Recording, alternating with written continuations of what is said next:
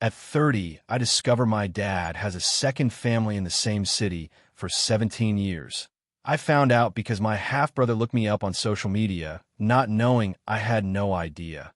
What happened when both worlds met changed everything.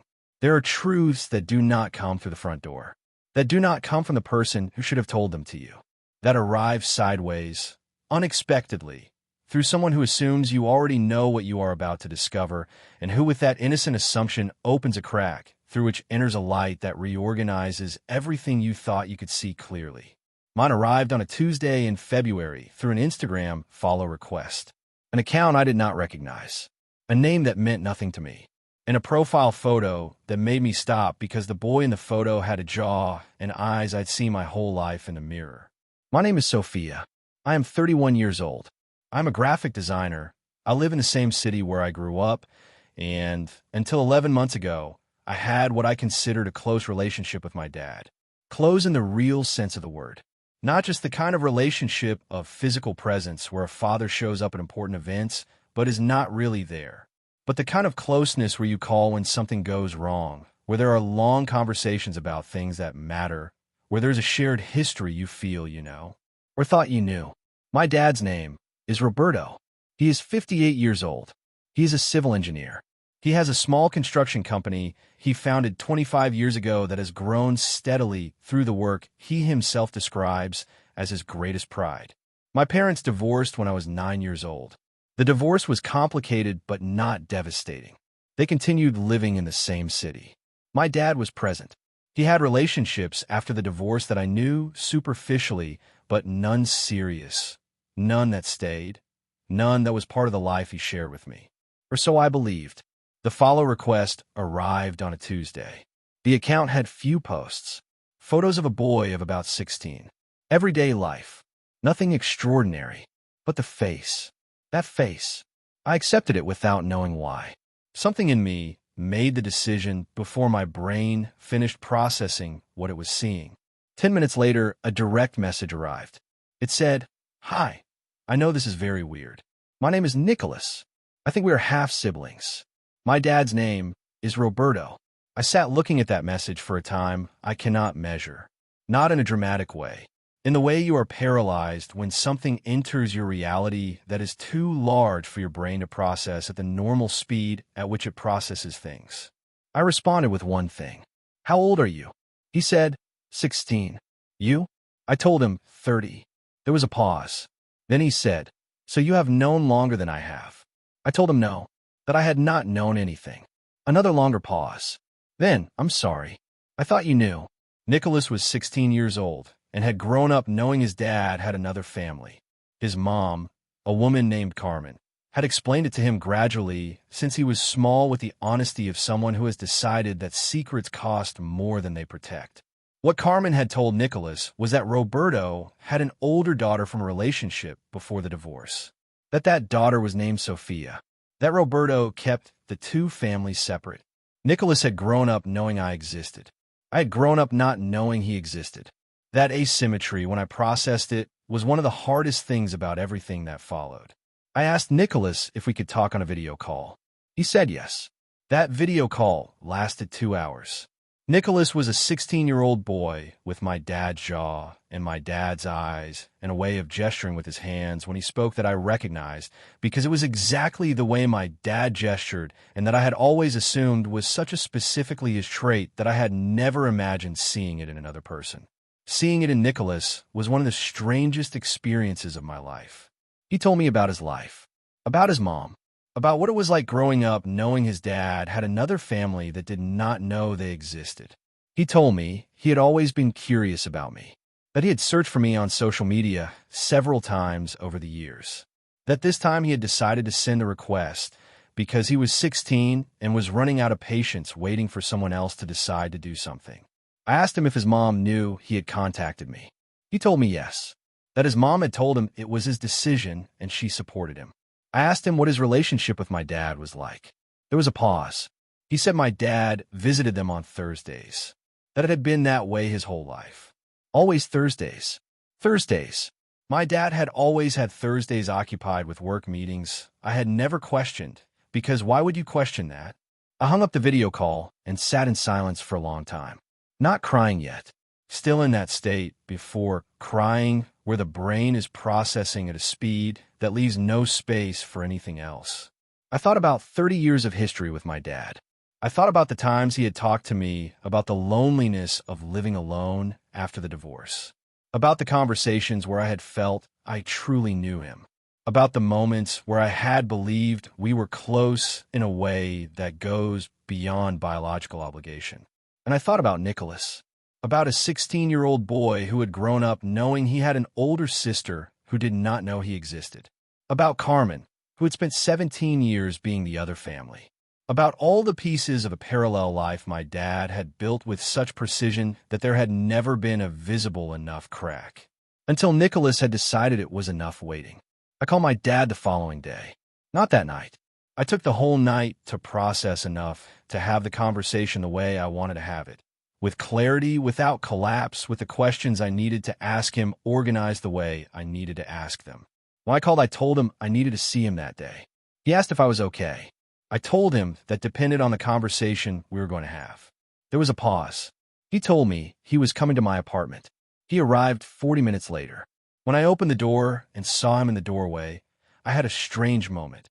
He was the same man as always, the same face, the same way of being, and at the same time, he was a person I was looking at with completely different eyes than any previous moment in my life. I let him in. I sat across from him, and I said Nicholas's name. My dad did not deny it. That was the first thing that surprised me. He had built over 17 years of separation so perfect that I had never had any reason to suspect. And when the crack appeared, he did not try to fill it with new lies. He was quiet for a moment, and then he began to speak. What he told me over the following 2 hours was the story I had not known.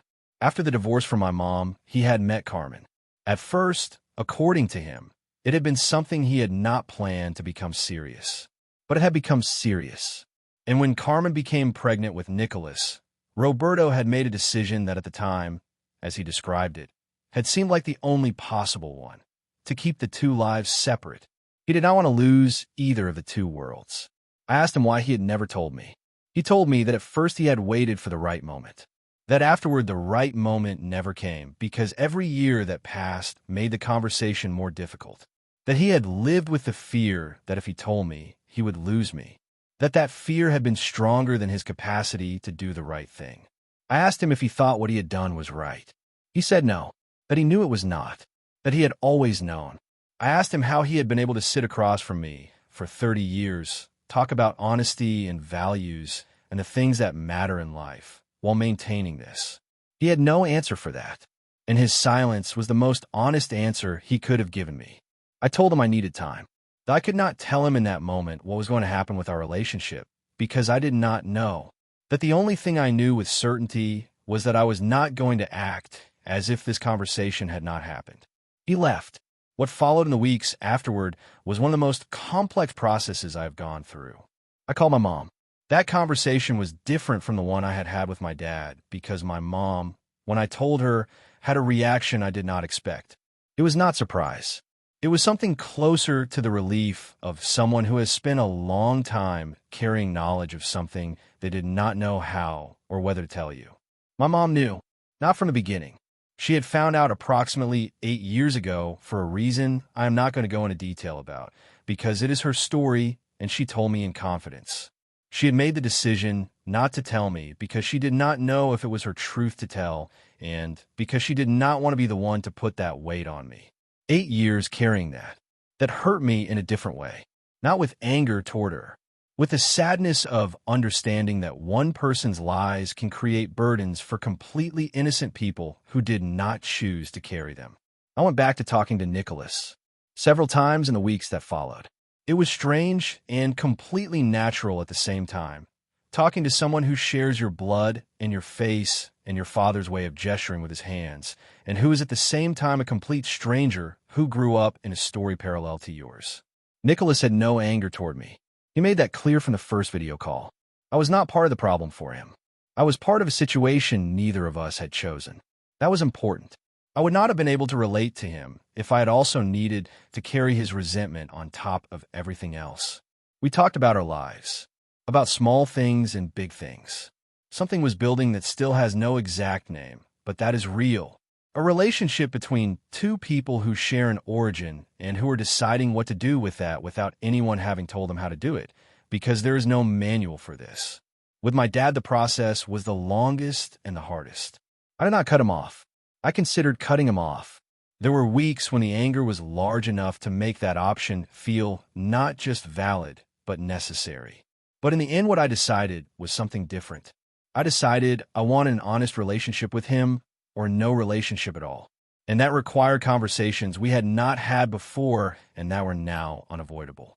They were hard conversations, with a therapist present for some of them, because there were things that without professional structure became circles that led nowhere. My dad did something I did not expect him to do. He was honest. Not perfectly honest, because perfect honesty in these situations does not exist, and pretending it does is another form of lying. But honest in the sense of not adding layers of justification to what was already complicated enough to process. That did not resolve it, but it made it bearable. 11 months have passed. The relationship with my dad exists, but it is different. It has a distance and an awareness that was not there before. There are things I now say that I did not say before, because the honesty I now demand of that relationship requires me to also be more honest in it. Nicholas and I talk every 2 or 3 weeks. Last month we saw each other in person for the first time. It was at a neutral cafe on neither of our territory. It was strange. It was emotional. It was one of the hardest experiences to describe I have had. At the end of the cafe, we said goodbye with a hug that neither of us planned, and that happened naturally. I have a brother. I did not choose to have him. He did not choose to have me. Neither of us chose the story that brought us here. But we are here, and what we do with that is the only part of this story that belongs completely to us.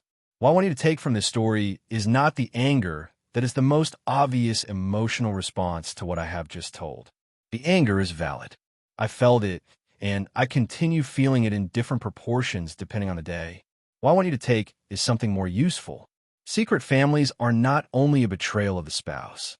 They are a betrayal of the children on both sides who grow up with an incomplete version of their own story, who build their identity on information someone chose to filter for them, who deserve to know who they are and where they come from, and did not know because someone decided their comfort was more important than that truth.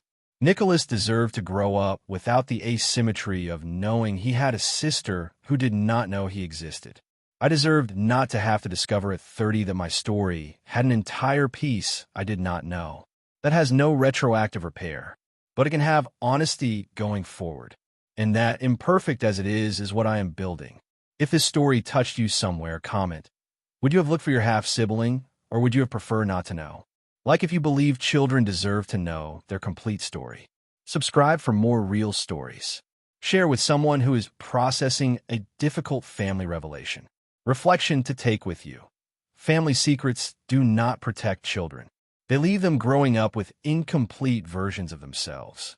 The truth told with love and at the right time is always less harmful than the truth discovered by accident when it is too late to prepare for it.